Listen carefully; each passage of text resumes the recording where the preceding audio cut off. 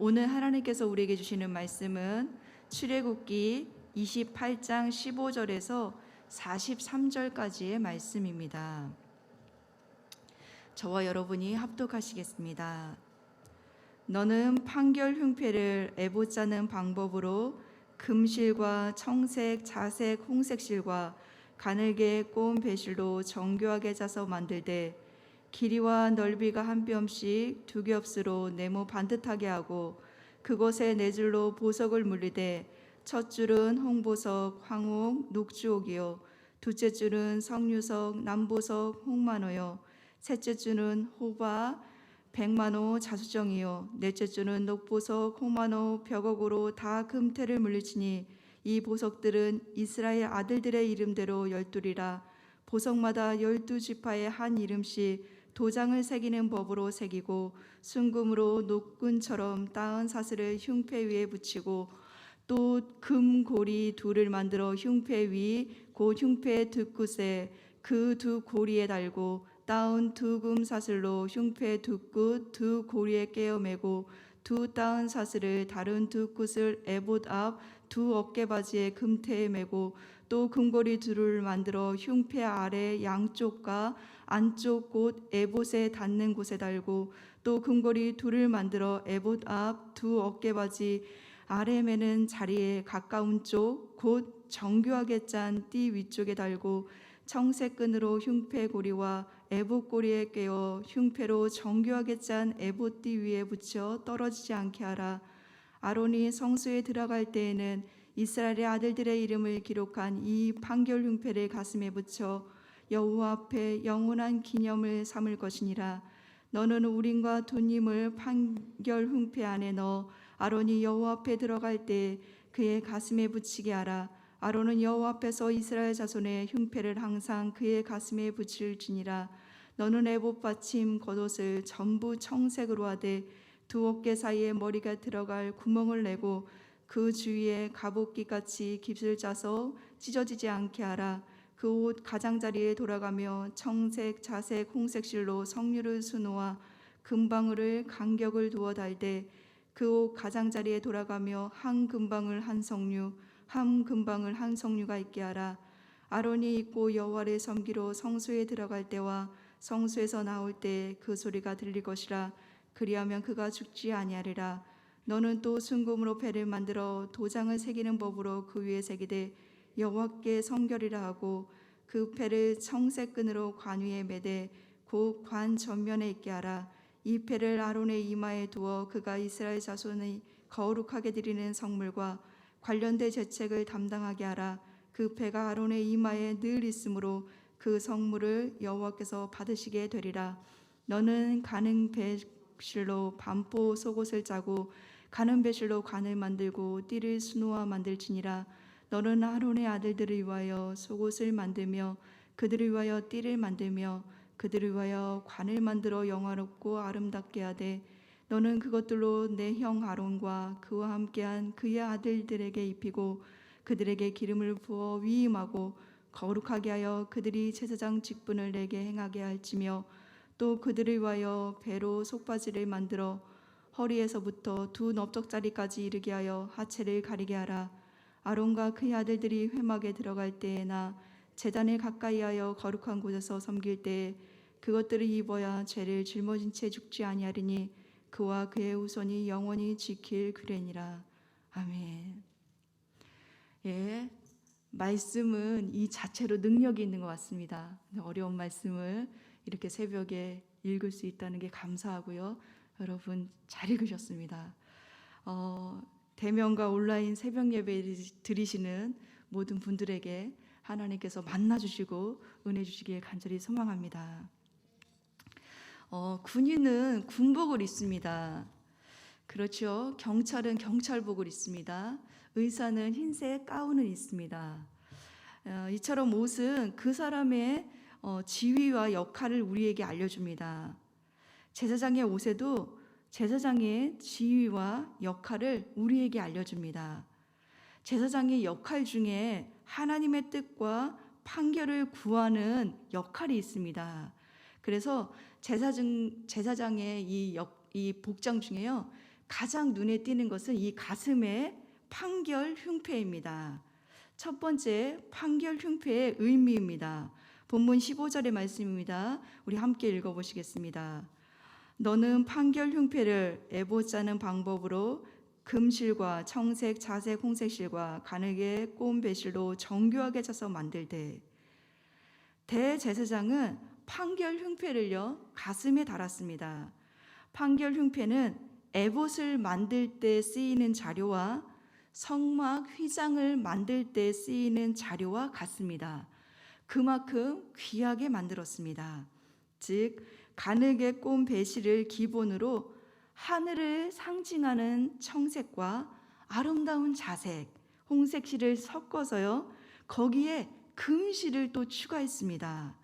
판결 흉패는 12개의 보석이 각 3개씩 4줄로 박혀 있습니다. 각 보석에는 이스라엘 12지파를 나타내며 한 보석에 한 지파의 이름을 새겨 넣었습니다. 그러니까 이 보석들은요 12지파를 의미하고, 이 12지파를 의미한다는 것은 이스라엘 온 지파를 의미한다는 뜻입니다. 이처럼 대제사장은요 어제 본문에 살펴봤던 에봇을 입고 그 위에 흉결 황패를 이렇게 판결 흉패를 이렇게 붙이게 되어 있습니다. 근데 이 에봇 이 어깨끈 뒤에는 이게 두 줄에는요 이스라엘 12지파의 이름이 보석으로 이렇게 달려 있어요. 그리고 이 가슴에는 12지파를 상징하는 보석이 달린 판결 흉패를 착용하고 하나님께 나아가는 것입니다. 이처럼 이스라엘 백성들은 하나님께 보석과 같은 귀한 존재임을 의미하는 것이죠. 또한 판결 흉패의 의미는 하나님께서는 하나님의 가슴에 이스라엘 12지파를 품으시고 보호하신다는 의미가 이 안에 들어 있습니다. 마치 엄마와 아기가 길을 가는데 끈 풀린 강아지가, 호수공원 가면은 그런 게 많잖아요. 끈 풀린 강아지가 막 아기에게 달려옵니다. 그럼 어떡합니까? 엄마는 아기를 가슴에 품고 안습니다. 이렇게 아기를 보호하는 거죠.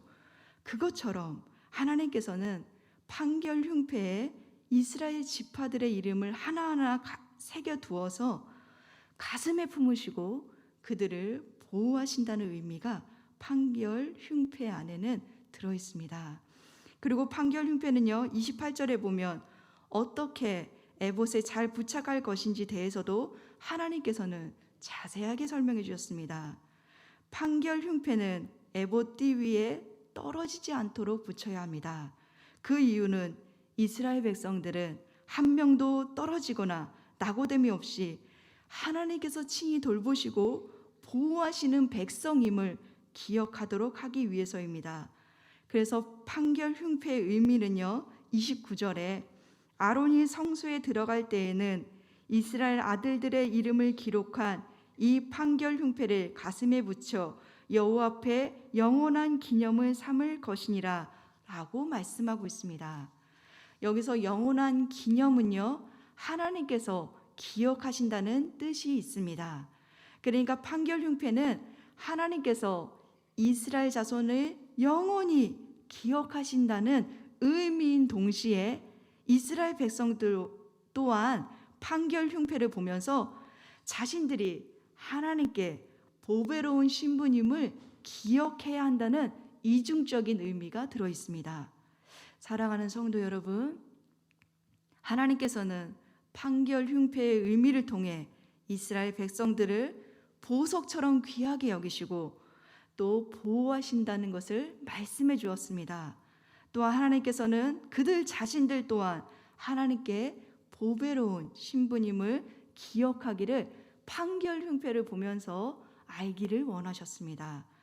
그런데 하나님께서는요 우리도 보배로운 자임을 기억하시고 또 우리의 이름도 어깨와 가슴에 품으시고 보호하신다고 말씀하고 있습니다. 이것이 어떻게 가능합니까? 이 일은 바로 우리의 대제사장이신 예수님을 통해서 이미 이루셨습니다. 히브리서 4장 14절 그러므로 우리에게 큰 대제사장이 계시니 승천하시니 곧 하나님의 아들 예수시라. 우리가 믿는 도리를 굳게 잡을지어다 라고 말씀하고 있습니다. 하나님의 아들 예수님은 우리의 대제사장이 되십니다. 구약의 아론이요 지상의 성소에 나갈 때 이스라엘 백성들을 어깨와 가슴에 품고 하나님께 지상 성소로 나아갔습니다. 그러나 이제 우리의 이름을 가슴에 안고 예수님께서는 하늘 성소로 직접 대제사장이 되셔서 나아가십니다. 그래서 요한계시록 21장 18절에서 20절에 보면 하늘 도성의 기초 속에 쓰인 보석 목록은요 판결 흉패에 쓰인 보석 목록과 비슷합니다. 그 이유는 예수 그리스도를 영접한 성도들 한 사람 한 사람을 기억하시고 그들을 거룩한 백성 제사장으로 삼아 하늘 성소로 인도하실 것을 보여주는 말씀이기 때문에 그렇습니다. 이처럼 예수님은 우리 이름을 가슴에 안으시고 하늘 보좌로 나아가셨습니다. 우리는 예수님으로 인해 하나님 앞에 보석과 같은 존재입니다. 이런 영적 자긍심을요 예수님께서는 우리에게 심어주셨습니다. 우리 한번 자신에게 한번 해볼까요? 나는 보석과 같은 존재야. 정말이에요, 여러분. 이게 지금 판결 흉패가 이거를 말씀하고 있는 것입니다. 이스라엘 백성들은 보석과 같은 존재입니다. 근데 우리도 그렇다는 것입니다. 그러기에 이러한 영적 자긍심을 잃어버리지 않도록 말씀으로 우리 자신을 깨우시는 저와 여러분 되시길 간절히 소망합니다. 둘째, 판결 흉패의 기능입니다. 의미를 살펴봤다면 이제 기능인데요. 본문 30절의 말씀입니다. 함께 읽어보시겠습니다.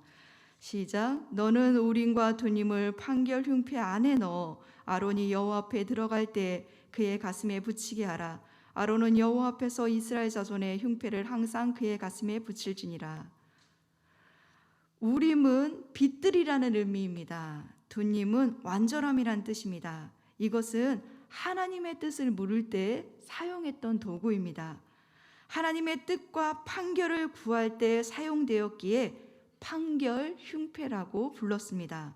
그래서 판결 흉패의 기능은 하나님의 뜻을 구하고 그 뜻대로 살아가는 기능이 있습니다. 학자들에 의하면 우림과 두님은 작은 돌 2개입니다. 이 돌 중에 하나는 그대로 행하라 라는 말이 쓰여 있고요. 또 하나는 하지 말라 라는 단어가 쓰여 있다고 합니다. 그래서 하나님의 뜻을 물을 때 제사장이 하는 거죠. 이 판결 흉패 안에 있으니까 우림에서 빛이 나면 예스 그대로 하라는 뜻이고요. 반대로 두님에서 빛이 나면 노 하지 말라는 뜻으로 받아들였다고 합니다. 이러한 판결 흉패는 30절에 보면 항상 그의 가슴에 붙이라고 명령하고 있습니다. 이 뜻은요 항상 하나님의 뜻을 구하며 살라라는 뜻이 담겨져 있습니다.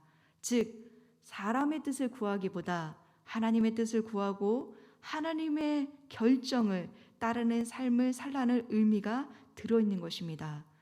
또 우림과 두님은 하나님을 온전히 신뢰할 때 이 신뢰의 믿음의 표현으로 이것을 사용했습니다.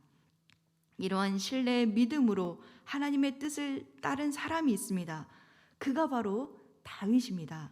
사무엘상 30절에 보면 다윗이 아말렉 족속과 전투를 앞두고 제사장 아비아들을 먼저 부릅니다. 그리고 제사장 아비아달에게 에봇을 가져오게 하고요. 그 판결 흉패 안에 있는 우림과 두님을 통해 하나님의 뜻을 먼저 물었습니다.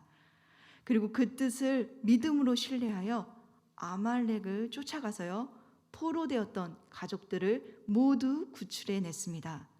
또한 다윗은 자신이 왕이지만 하나님께서 왕되심을 인정하기 위해서 판결 흉패를 사용했습니다. 그는 판결 흉패대로 이스라엘에 대한 하나님의 통치가 이루어지도록 하나님께 묻고 따랐던 자입니다. 그러기에 다윗의 승리의 비결은요 이 옆에 제사장이 있었고 또 나단과 이런 선지자도 있었지만 그가 먼저 하나님의 뜻을 묻고 그 뜻에 순종하며 따랐다는 것입니다. 그러니까 이렇게 하나님의 뜻을 묻고 따르니까 하나님이 다윗과 함께 하실 수밖에 없습니다.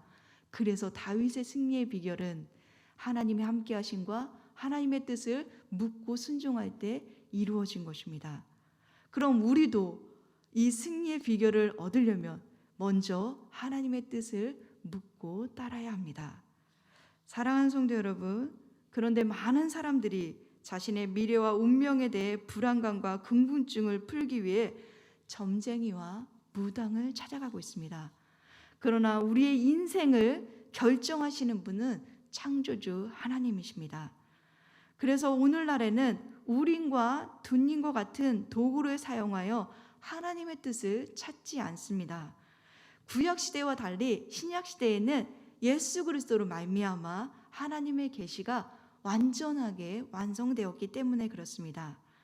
그래서 이제는 우림과 둔림과 같은 제비뽑기가 아니라 하나님이 계시해 주신 온전한 이 하나님의 말씀과 이 말씀에 근거한 성도의 기도에 대한 하나님의 응답을 통해 하나님의 뜻을 깨달을 수 있습니다. 그런데 문제는요, 우리가 조급하다는 것입니다. 이게 우리의 문제입니다. 우리는 조급해서 당장 우림과 둔림처럼 뭔가 내 눈앞에 하나님이 이거 해라 저거 해라 이렇게 해주길 원하는 거죠. 우리는 연약한 인간이기 때문에 그것들을 보길 원합니다. 그런데 하나님의 뜻을 구할 때는요, 조급한 우리의 마음을 먼저 내려놔야 됩니다. 그리고 하나님의 뜻을 알기 위해 매일 말씀이 일상이 되도록 꾸준히 말씀을 읽고 주님의 뜻을 기도로 물으셔야 합니다. 그러니까 주님과 늘 친밀한 관계 가운데 묻고 또 그 음성을 따라야 된다는 거죠. 다윗이 그랬던 것처럼요. 하나님의 뜻은요, 선포된 말씀을 통해서도 나타날 수 있고 기도를 통해서 나타날 수 있고 찬양을 통해서 우리의 환경과 상황을 통해서 가까운 사람들을 통해서 우리의 마음의 감동을 통해서 말씀하고 있기 때문에 우리는 하나님의 뜻에 성령 안에서 민감하게 분별하고 깨어 있어야 됩니다. 그러니까 친한 사람들끼리 얘기가 하면 더 친하잖아요. 하나님과 평상시에 잘 말씀으로 친한 관계를 해야지 급할 때만 하나님 찾으면 안 들린다는 거죠. 왜 그럴까요? 세상의 것들이 너무 많이 들었기 때문에 안 들립니다. 그러니까 우리는 하나님의 뜻을 구할 때 하나님과 친밀함과 특별히 우리의 조급함을 내려놓고 하나님의 뜻을 구할수록 천천히 반복해서 하나님의 뜻을 여러 번 구하셔야 됩니다. 예수님도요, 하나님 뜻 앞에 나의 원대로 마옵시고 아버지 뜻대로 되기를 간절히 기도하셨습니다. 예수님도 기도하셨다면 우리도 말씀과 기도로 하나님의 뜻을 구하는 저와 여러분 되시길 간절히 소망합니다. 이제 마지막으로 제사장의 정체성과 그의 역할을 알려주는 순금패입니다.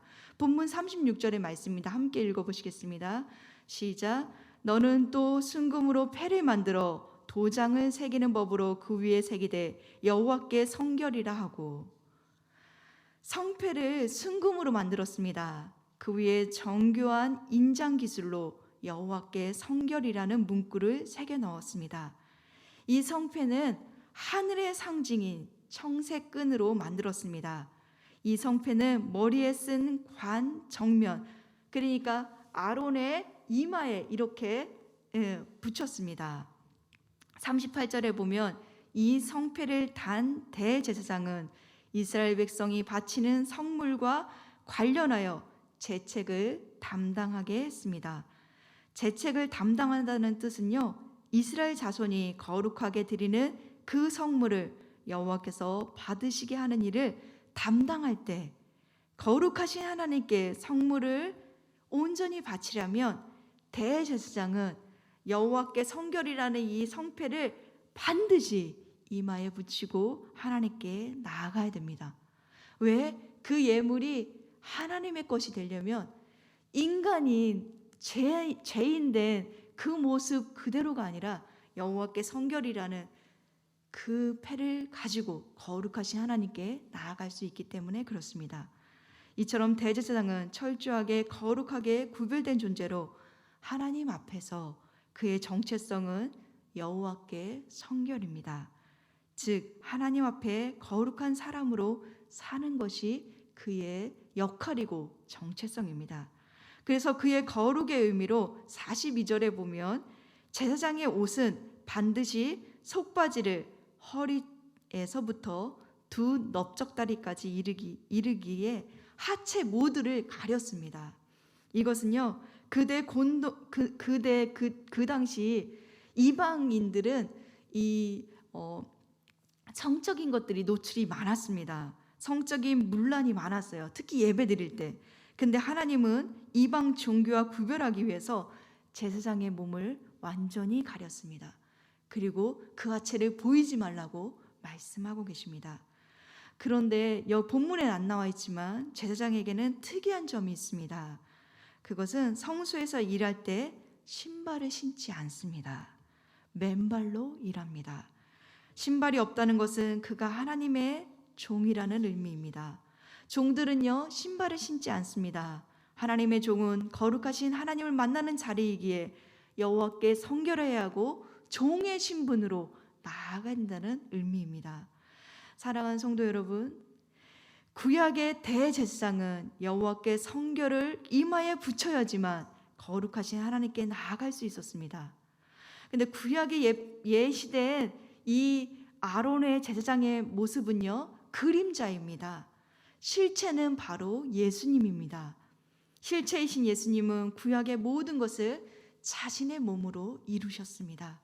그래서 우리는요, 예수님의 피의 공로로 하나님께 나아갈 수 있는 길을 열어놓으셨습니다.